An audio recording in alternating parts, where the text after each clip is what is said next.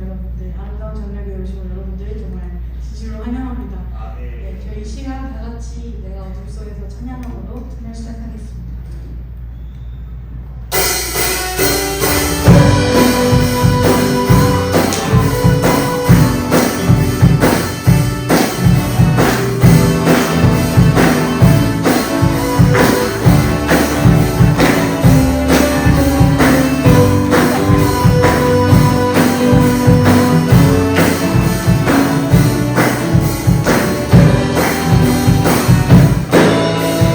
어둠 속에서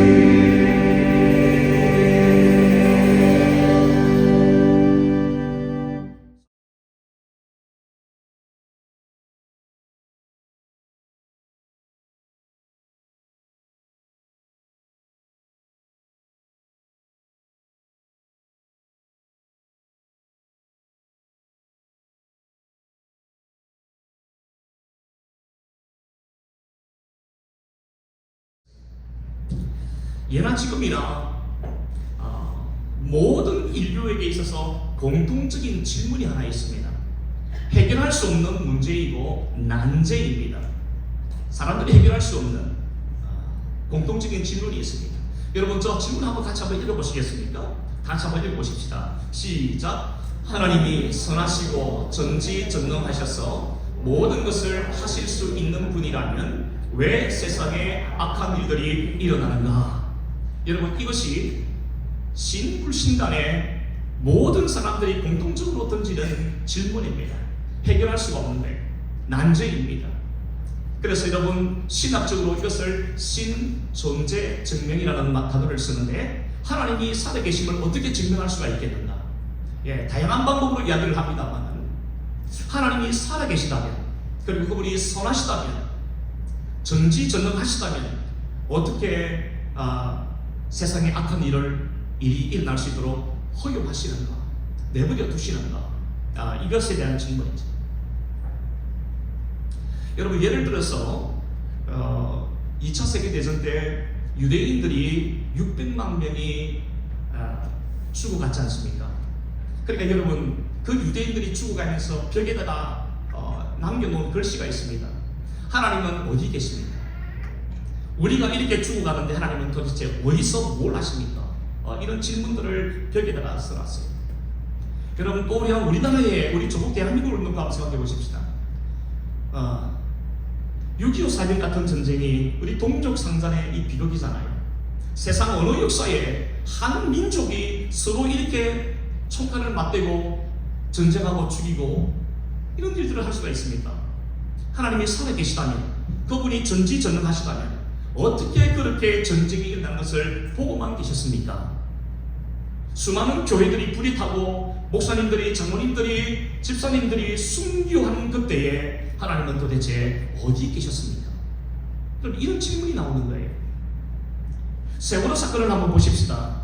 수많은 그 꽃다운 고등학생들이, 고등학교 2학년 학생들이 그 배에 갇혀서 죽어갈 때 그 안에는 예수를 믿는 우리 학생들도 많았습니다. 제가 한국에 있었을 때 우리 노예였던 그 교회에 학생들이 다 포함이 됐다고 해요. 그래서 그 안산이라는 도시는 한 집 건너 한 집이 다 아이들이 죽은 거예요. 그 주일날 목사님이 예배 인도를 할 수가 없는 겁니다. 학생들이 많이 죽었거든요. 여러분, 이게 답이 안 나오잖아요. 하나님이 살아계시는데, 하나님은 선하신 분이라고 하는데, 하나님은 우리를 눈동자와 같이 지키는 그런 분이라고 하는데, 하나님께서는 그 배가 물속으로 들어가기 전에 도대체 왜 구해주지 않으셨는가? 왜 그것을 막아주시지 않으셨는가? 우리는 여러분 질문을 하게 됩니다.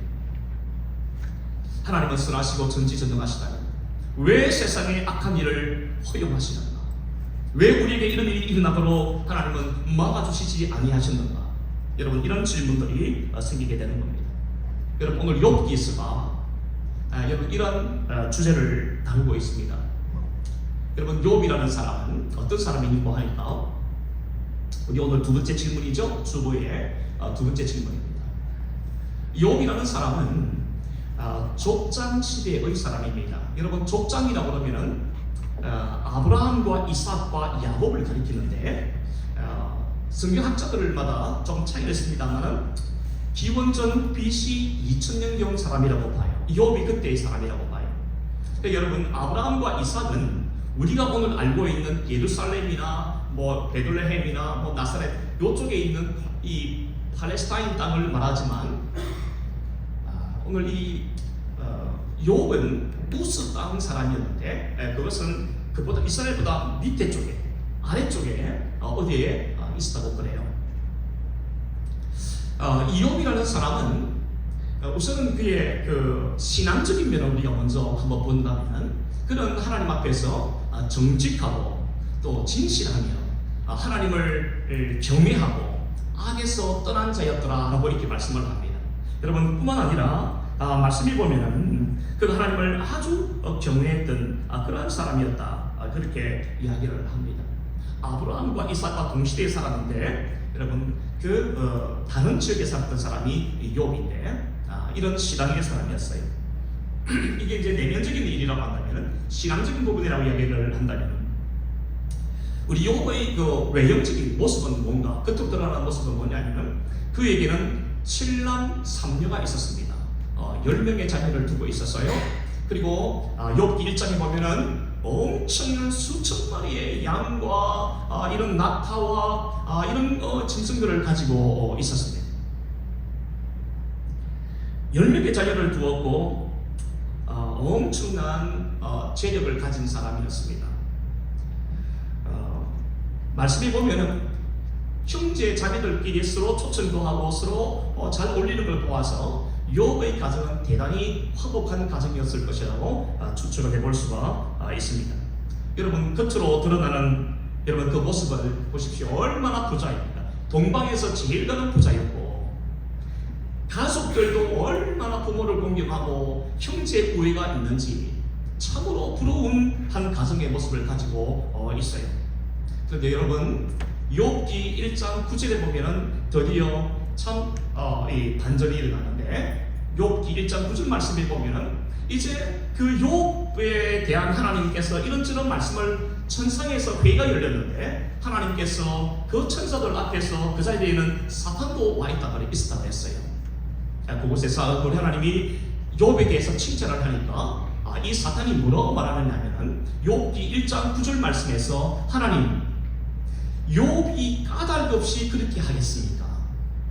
욥이 아무런 이유 없이 하나님을 이렇게 경외하고 악에서 떠나고 진실하고 정직한 삶을 살았겠습니까? 제가 보기에는 그렇게 생각하지 않습니다. 그런 이야기를 합니다. 그러니까 사탄은 이 욥이 그렇게 경건하게 살 수 있었던 그 이유는 하나님께서 그에게 물질적으로 부요함을 주셨기 때문이라고 보았던 거예요. 그래서 사탄은 하나님께서 욥에게 주신 그 모든 것을 제거해 보시면, 그죠? 욥이 누리고 있는 모든 것을 다 제거해 보시면 그때서야 욥이 진짜 경건한 사람인지 아닌지를 알 수 있을 것입니다. 그런 이야기를 합니다. 여러분 사단이 보통이 아니에요. 그놈이 아주 보통이 아니에요. 아주 그냥 뭐 빈틈을 잘 이게 치고 들어오는 데이빗 클린슨이라고 하는 목사님이 이 부분을 이렇게 이제 설명을 했습니다. 비슷한 내용, 사단이 한 말하고 조금 더 이 부분을 좀 주석을 해서 설명을 했는데 이런 거예요. 여러분 세상에는요 가난하지만 경건한 사람이 있어요. 그런가 하면 부유한 사람인데 경건한 사람이 있어요. 데이빗 이 클라슨이라고 하는 이 목사님께서 이걸 이렇게 설명한 거예요. 가난한 사람이 경건하다면 그 경건이 진짜인지 아닌지 확인할 수 있는 방법은 가난한 그에게 물질적인 부를 확 주보는 거예요. 가난하게 살던 사람이 부자가 되어도 여전히 변함없이 하나님께 대하여 신앙을 지키고 하나님을 경외한다면 그 가난한 사람의 경건은 진짜일 수 있다, 이렇게 말했고요. 부유한 사람이 경건하다면 그 부유한 사람의 경건이 진짜인지 아닌지 확인하는 방법은 그 부유한 모든 것을 일거에 제거를 해보는 거예요. 그래서 그 사람에게 극도의 가난함을 경험하게 만들어 보는 겁니다. 부자로 살던 사람이, 아주 부유한 사람이 갑자기 이렇게 완전히 거지가 되듯이 이렇게 가난을 경험하게 만든다고 했을 때 그 순간에도 그 사람이 하나님을 경외하고 악에서 떠나고 하나님을 신뢰하는 사람이라고 한다면 그 사람은 진짜 경건한 사람일 것이다. 여러분 이렇게 설명을 했습니다. 여러분 얼마나 참 일리가 있는 말이에요. 그래서 하나님께서 사탄에게 이렇게 말합니다. 그래? 너는 내 종 욥을 그렇게 평가하고 그렇게 판단했느냐? 그래, 한번 해보자. 네가 원하는 걸 한번 해봐. 그렇게 이야기를 합니다. 소위 말하는 고난을 허용하는 거예요. 여러분 시작점에 있어서 욥의 고난의 시작 부분에 있어서 우리가 그가 고난을 받았던 이렇게 자녀들을 다 잃어버리고 재산을 다 잃어버리고 하는 이런 고난을 당한 것은요, 다른 데 이유가 있지 않고 욥의 경건함 때문이었어요. 사단은요, 오늘 이 시대에도 경건한 하나님의 사람에 대하여 가만두지 않습니다. 여러분, 우리가 예수님을 믿기 전에는 경험할 수 없는 고난을 예수님을 믿고 난 다음에 경험하는 고난들이 여러분 적지 않아요. 신앙을 지키기 때문에 뭐를 포기해야 되고 그리스도인이기 때문에 무엇을 포기해야 될 일들이 얼마나 많이 있는지 몰라요.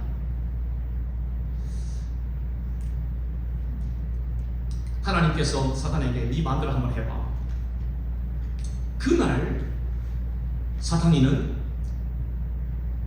욥의 모든 것을 무너뜨리고 다 빼앗기 시작합니다.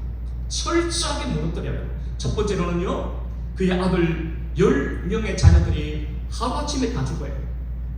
자녀들이 하루아침에 다 죽어요. 그런가 하면은 종들도 다 죽어요. 자기의 그 수천 마리의 동방제일의 부자였던 그 모든 가축들이 한날 한시에 다 죽어요. 그리고 여러분, 그 뒤에 말씀을 쭉 읽어보면은 욥의 몸이 그 건강이 무너지기 시작합니다. 종기가 나서 기와장으로 끓지 않으면 견딜 수 없는 이 종기가 나서 자기의 건강과 몸이 망가질 대로 망가지기 시작합니다. 그걸로 끝나지 않아요. 그 뒤에 그렇게 자기를 사랑할 줄 알았던 그 아내가 욥을 향하여 소리 지르고 하는 말이 하나님을 욕하고 죽어라 하고 저주를 하고 떠나버립니다. 이 여자는요, 이 아내는 나중에 하나님께서 욥에게 나타나셔서 또다시 10명의 자녀를 주고 2배의 갑절의 재물을 주실 때 이 여자 이야기는 안 나와요. 바람이 났는지 어디를 도망을 갔는지 우리는 알 수가 없어요. 이 여자는 하여튼 돌아오지 않아요. 그날 하루아침에 모든 것을 잃어버립니다. 그렇죠? 사랑하는 여러분은 오늘 이 욥을 볼 때 지금으로부터 4,000년 전에 우스 땅에 있었던 나와는 아무런 상관이 없는 그런 사람으로 봐서는 안 됩니다. 여러분, 신앙이라는 것은요, 객관적으로 볼 때는 나와 너의 관계가 되는 거죠. 그리고 주관적으로 우리가 무엇을 이해할 때는 그 사람의 고통이 곧 나의 고통이고 그 사람의 기쁨이 나의 기쁨이 되는 거예요. 그러니까 여러분, 객관적으로 보지 말고 내가 오늘 이 사람의 입장이면 어떻게 됐을까? 여러분 한번 생각해 보시면 좋겠어요. 여러분, 오늘 우리가 욥의 심정에 대해서 한번 이 내용을 다시 한번 생각해 보시기 바랍니다. 하루아침에 생명처럼 귀중한 10명의 자녀를 잃은 부모의 입장이 한번 되어 보십시오. 그런가 하면 평생 동안 뼈 빠지게 일을 하고 땀을 흘려서 일구었던 내 사업장과 내 사업체와 내 물질과 모든 내 소유물이 하루아침에 다 잃어버리게 되었다고 여러분, 그 사람의 입장이 한번 되어 보십시오. 몸의 건강이 무너지는데 끝을 알 수 없는 내 몸이 망가지고 내 건강이 무너지는 오늘 이 욥의 심정이 한번 되어 보십시오. 그런 고통 속에서 간신히 견디고 있는 이 욥에게 그의 아내가 뭐라고 말합니까? 하나님을 욕하고 죽어라. 여러분, 그런 남편의 입장이 한번 되어 보십시오. 아내로부터 버림을 받아야 했던 이 남편의 입장이 되어 보십시오. 여러분, 그냥 저는 이렇게 생각해 봅니다. 살아있는 게 고통인 거예요. 살아있는 게 고통이에요. 그래서 욥기 3장 22절 말씀해 보면은 욥이 이런 말을 합니다. 내가 차라리 무덤가에서 있었다면, 무덤을 발견했다면 더 좋았을 것을. 이 말이 무슨 말이냐면은 지금 내가 너무나 고난이 심하고 고통이 심해서 차라리 내가 죽는 그 순간이 더 행복할 것 같다라고 말한 거예요. 얼마나 마음이 괴로웠으면, 그 고통과 그 고난이 얼마나 기뻤으면 차라리 죽는 그 순간이 내 생애에 가장 즐겁고 가장 기쁜 때라고 고백을 했겠습니까? 이제 그렇다면 도대체 욥이 뭘 잘못했길래 하나님께서도 천사의 회의에서 천사들과 사탄 앞에서도 욥의 신앙을, 그 삶을 인정했습니다. 온 땅에서 이런 사람을 보았느냐?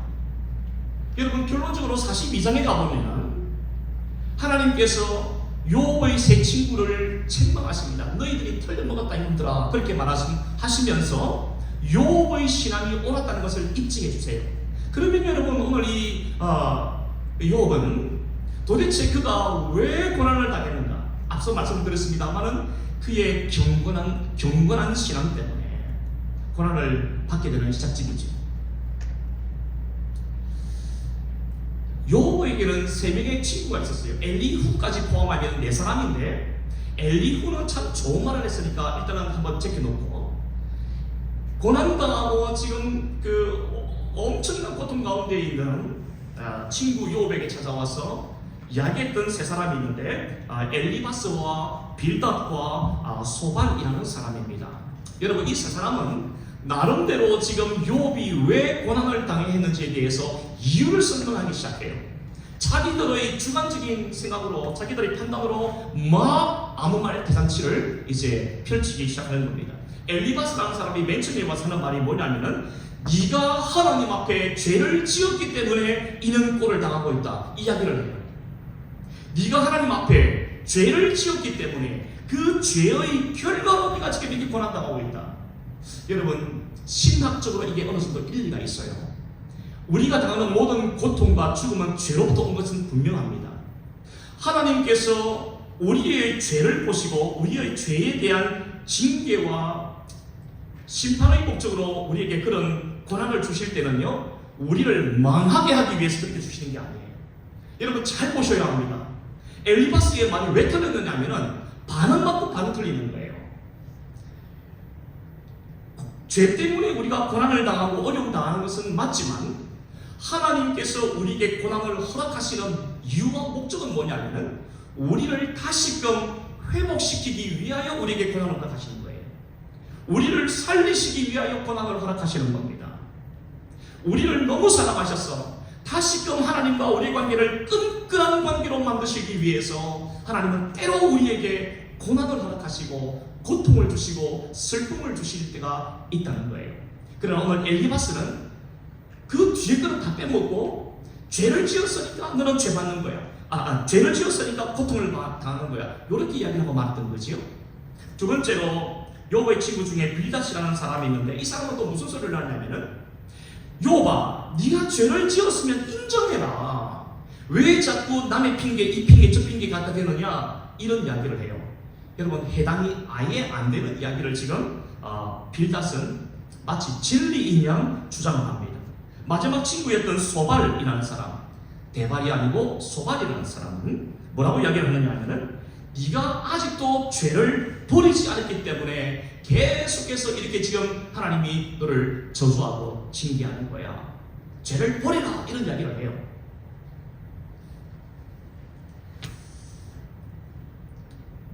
욥기 1장 8절 말씀에 아까 말씀을 드렸습니다만, 하나님께서는 그 천사들과 사단 앞에서 이야기할 때 욥이 어떤 특정한 죄 때문에, 불순종한 것 때문에 내가 얘를 고난을 줄 거야 라고 말씀하지 않았어요. 그러니까 여러분, 엘리바스와 빌닷과 소발의 주장은 허무맹랑한 이야기입니다. 나중에 가보면 하나님께서 직접 그들에게 책망을 하세요. 너희들은 왜 그렇게 뻥을 치냐 이놈들아 라고 아주 이렇게 책망을 하는 장면이 나옵니다. 그러므로 여러분, 죄나 어떤 특정한 불순종 때문에 욥이 고난당하는 게 아니에요. 욥은 하나님 앞에 계속 탄식합니다. 우리는 성경을 통해서 욥이 그의 경건함 때문에 고난을 당하기 시작했다고 알고 있고, 결론도 우리는 성경을 읽었으니까 알지만, 지금 우리가 이 욥의 상태로 들어가보면, 욥이 지금 살고 있는 이 모습으로 딱 들어가보면 욥은 지금 아무것도 몰라요. 자기가 고난받게 되는 것이 경건함 때문에 고난을 받게 되는 건지, 왜 사단이 자기를 공격하는지, 하나님은 왜 고난을 허용하시는지에 대해서 아무것도 알지 못하는 거고, 지금 이 고난 속에서 지금 살고 있는 거예요. 욥이 그러니까 답답한 겁니다. 도대체 내가 하나님 앞에 뭘 잘못했단 말인가? 하나님, 내가 뭘 잘못해서 하나님께서는 나에게 10명의 자녀를 거두어 가시고 모든 재산을 다 빼앗아 가시고 종들을 다 죽이고 내 몸의 근당이 무너지게 만들고 내 아내로부터 저주를 받는 말을 하게 하십니까? 왜 이러십니까 도대체? 영어로 Why me? 왜 나에게 이런 고통을 허락하시는 겁니까? 도대체 뭡니까? 라고 지금 막 탄식을 하는 거예요 지금. 여러분, 이게 욥기 3장부터 31장까지 연결되는 거예요. 계속해서 하나님 앞에 답답함을 토로하는 겁니다. 하나님, 도대체 왜 이러시는 겁니까? 내가 뭘 잘못했습니까? 내 새끼들이 뭘 잘못했습니까? 도대체 왜 이러시는 겁니까? 그러면 이 욥은 하나님 앞에 계속해서 탄식해요. 어떨 때는요 원망하고요, 어떨 때는 통곡하고요, 어떨 때는 기도해요. 그런데 하나님께서는 답을 안 주세요. 아무리 기도해 답을 안 주세요. 침묵하시는 겁니다. 하나님이 침묵하세요. 여러분, 이게 침묵이 참 힘들어요. 우리가 하나님 앞에 기도하고 뭔가 일이 있어서 문제가 있어서 하나님 앞에 기도하는데 하나님께서 말씀을 주시지 않을 때, 내 마음에 감동을 주시지 아니하실 때, 여러분, 우리가 얼마나 힘이 들어요. 침묵하는 겁니다. 하나님이 침묵하세요. 하나님께서 그렇게 사랑한다고 고백했던, 하나님께서 그렇게 애지중지했던 이 욥의 울부짖음, 3장부터 31장까지 펼쳐지는 그 수많은 욥의 탄식과 기도와 울부짖음 앞에 하나님은 침묵하신 거예요. 여러분, 일본의 캐톨릭 작가 중에 엔도 슈샤쿠라고 하는 분이 있어요. 남자분이 있어요. 이 엔도 슈샤쿠라는 분이 썼던 책 중에 침묵이라고 하는 글이 있습니다. 그 침묵이라는 책 속에 이 책의 핵심 그 내용이 뭐냐면 한 문장인데, 침묵은 과연 침묵일까입니다. 침묵은 과연 침묵일까? 초창기에 일본에 복음이 들어갈 때 사람들이 복음을 다 많이 받아들여요. 근데 그 사람들 중에서 나중에 순교자가 많이 나오는데, 수많은 하나님의 백성들이 신앙 때문에 순교할 때, 그때 신부로 왔던 여러 명의 신부들이 그들의 순교하는 모습을 보고 하나님께서 아무것도 안 하시는 것 같은 느낌을 받았어요. 이렇게 하나님을 신실하게 믿는, 목숨까지 내놓던 이분들이 이렇게 바닷가에서 십자가형에 잡혀서 묶여서 죽어갈 때 도대체 하나님은 어디 계시는가? 여러분, 이거예요. 침묵이죠. 제목이 침묵입니다. 하나님은 왜 침묵하시는가? 이거예요. 여러분, 다 소개할 수는 없고, 엔도 슈샤쿠가 이 침묵을 통해서 그가 하는 말이 있습니다. 하나님은 왜 침묵하시는가? 그 침묵의 의미가 무엇인가? 여러분, 이 엔도 슈가 이렇게 말을 해요. 하나님의 침묵이 때로는 가장 강력한 대답일 수 있다. 이런 말을 남겨요. 저는 이게 너무 맞다고 생각해요. 오늘 우리가 예수를 믿든 예수를 믿지 않든, 우리가 고난을 당하고 고통을 당할 때, 슬픔을 당할 때, 어려움이 있을 때 하나님 앞에 하나님 왜 이렇게 하십니까? 라고 우리도 욥처럼 탄식할 때가 있잖아요. 하나님께서 침묵하실 때 하나님, 우리의 생각이 뭡니까? 아무리 기도해도 답이 안 오고 도대체가 이 문제에 대해서 해석도 안 되고 이해도 안 될 때가 있죠. 이해가 안 돼요. 이해라도 되면 뭔가라도 마음이라도 좀 감당 되겠는데 이해도 안 되고, 그럴 때 우리가 어떤 생각을 하냐면, 하나님이 나를 저주하시는가? 하나님이 나이가 많아서 병들어서 지금 아무것도 못하시는 분이신가? 그러면 내가 왜 그분을 믿어야 한단 말인가? 별 생각이 다 들어요.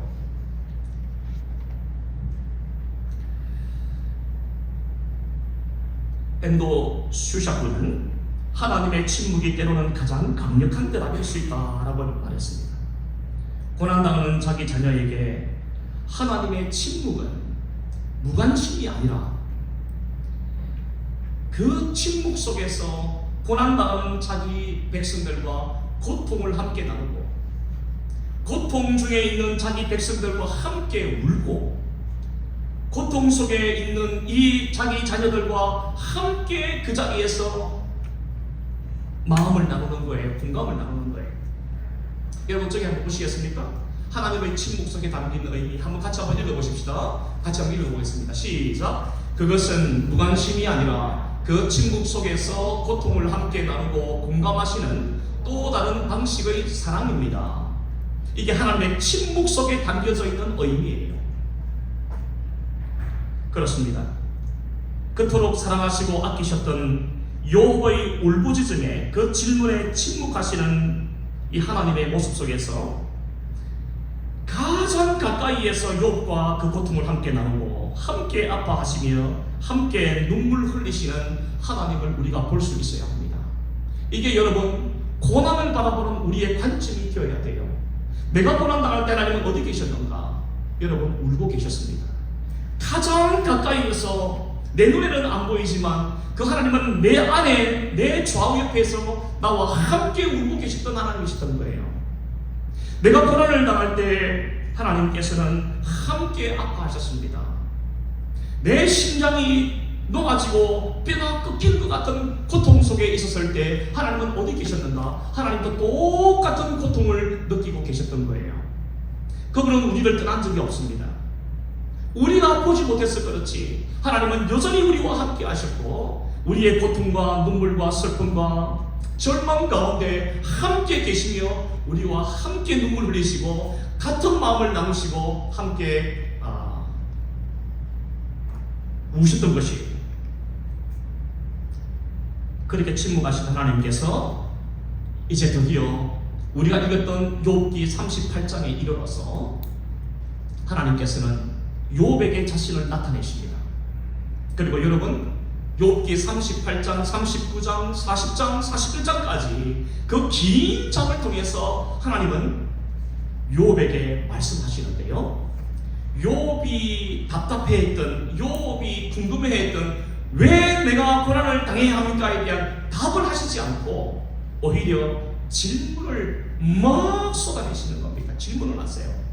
그 질문이 38장에 보면은 어떤 질문이 있느냐 하면은, 내가 땅의 기초를 놓을 때에 네가 어디에 있었느냐? 내가 이 우주와 이 지구와 모든 것을 측량해서 내가 땅의 주축도를 놓을 때 너는 도대체 어디에 있었느냐? 네가 그것을 아느냐 물어요. 네가 그것을 아느냐? 어떻게 알아요, 욥이? 그 뒤에 말씀해 보면은 욥기 38장 18절 말씀해 보니까 네가 땅의 넓이를 측량할 수 있느냐?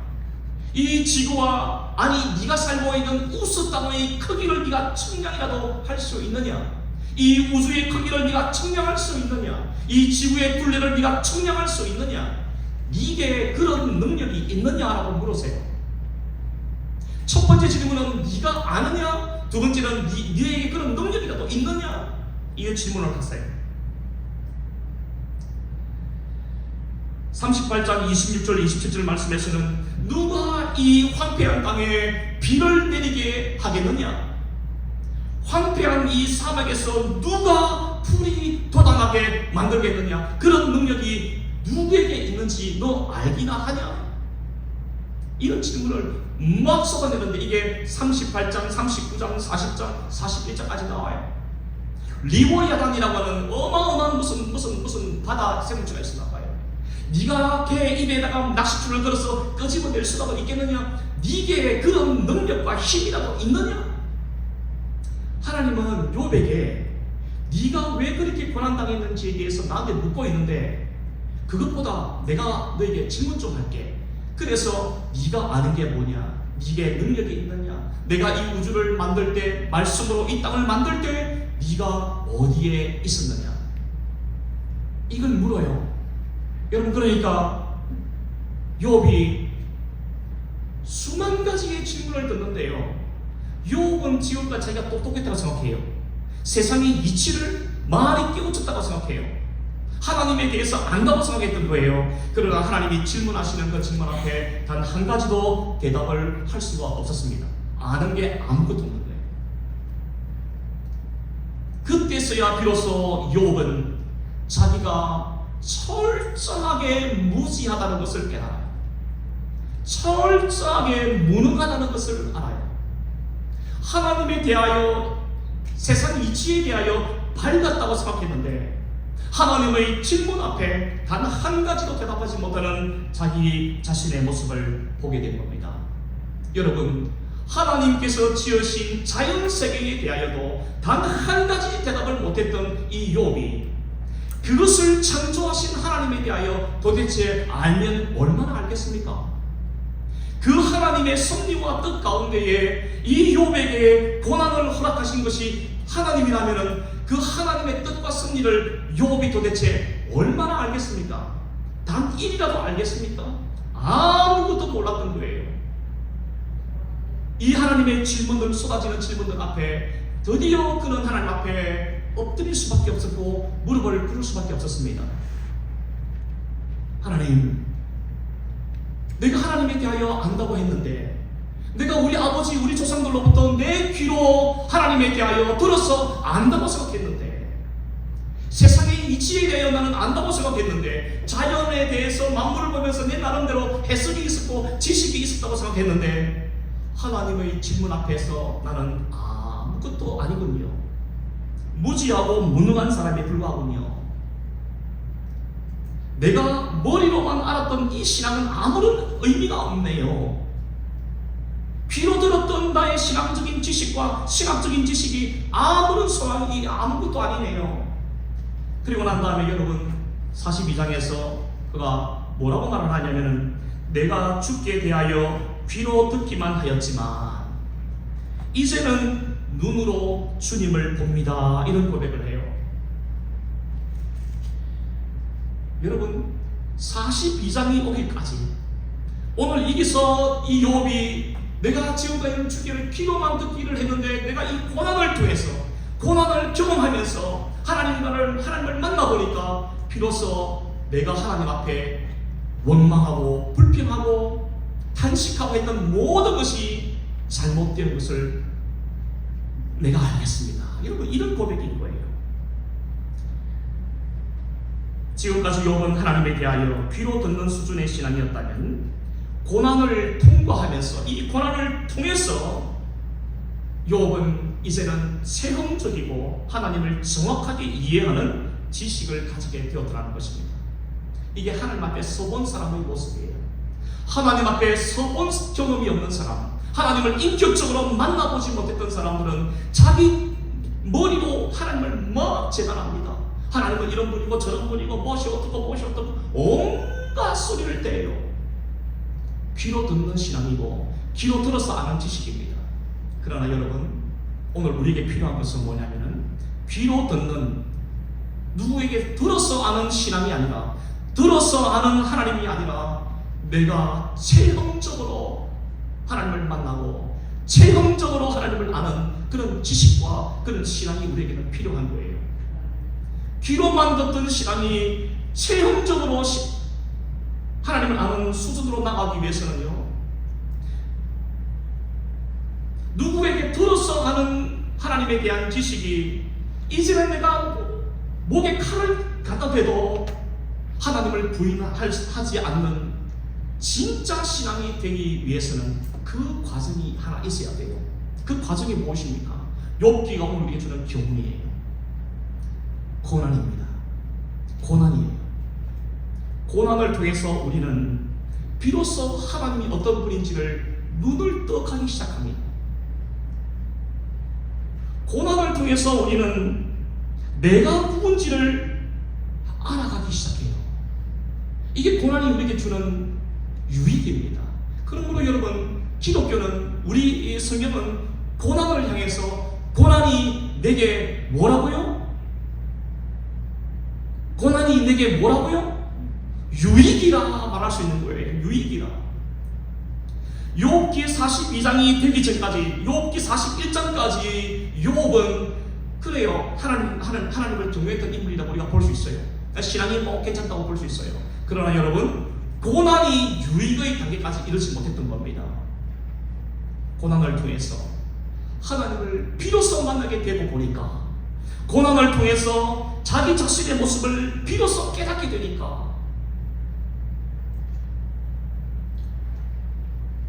여러분, 이 욥은 그 고난을 통해서 이제는 하나님이 어떤 분인지를 정확하게 알고, 고난을 왜 허락하시는지에 대한 이유도 어느 정도 이해하게 될 것입니다. 욥이라는 인물을 통해서 깨닫는 것은, 고난은 우리를 체험적인 신앙으로 이끈다는 사실입니다. 그래서 고난은 우리에게 복인 거예요. 여러분, 고난을 어떻게 볼 것인가, 어떻게 해석할 것인가가 여러분 우리의 신앙을 결정합니다. 오늘 말씀이 우리에게 가르쳐주는 귀중한 교훈이 있다면, 오늘 이 욥이 깨달았던 것이 뭐냐면은, 고난을 당할 때 우리가 어떻게 해야 하는가, 슬픔이 있을 때 우리는 어떻게 해야 하는가. 욥은 우리에게 뭘 가르쳐줍니까? 우리의 무지와 유한함을 깨달아야 돼요. 그리고 하나님은 언제나 오르시고 선하시다는 것을 믿는 것입니다. 오늘 우리 가운데 고난과 시련과 큰 어려움 가운데 있는 분이 계십니까? 왜 나에게 이런 일이 생긴 것일까? 괴롭고 힘들어서 절망을 느낄 때가 있을 것입니다. 물질적인 문제, 관계의 문제, 건강의 문제, 여러 가지 문제 때문에 하나님 앞에 고난 속에서 고통하며 하나님 앞에 기도할 때가 있을 것입니다. 하나님, 도대체 왜 이러십니까? 내가 하나님을 위해서 이렇게 살고 싶어 하는데 하나님 왜 길을 열어주시지 않습니까? 내 신분과 내 직장과 내 진로를 하나님 왜 열어주시지 않습니까? 왜 닫아두는 것 같은 느낌을 자꾸 갖게 만드십니까? 하나님 앞에 우리가 물을 수가 있습니다. 사랑하는 여러분, 이해하려 하지 말고, 논리적으로 답을 찾으려 하지 말고, 우리에게 필요한 것은 먼저 하나님을 믿는 것입니다. 그 하나님은 어떤 분이시다고요? 선하신 분이세요. 하나님은 은혜에 풍성하신 분이시고요, 모든 것을 합력하여 선을 이루시는 분이 하나님이십니다. 오직 의인은 이해로 사는 것이 아니라 하나님과 하나님의 섭리와 뜻과 그분의 모든 말씀을 믿는 믿음으로 사는 것이라고 말씀했어요.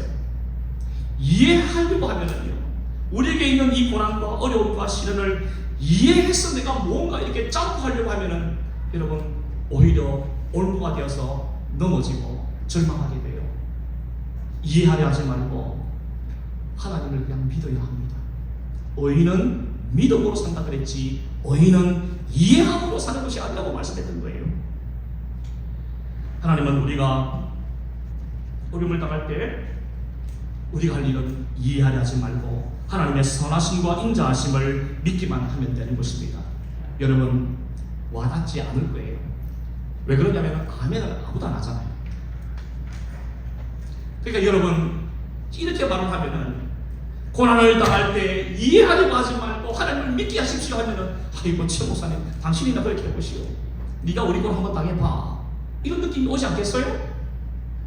왕하다요. 저거 설교를 준비하면서 이 말을 해야 되나 말아야 되나, 나도 못할 것 교인들한테 말해가지고 되겠는가, 이런 고민을 저도 많이 했어요.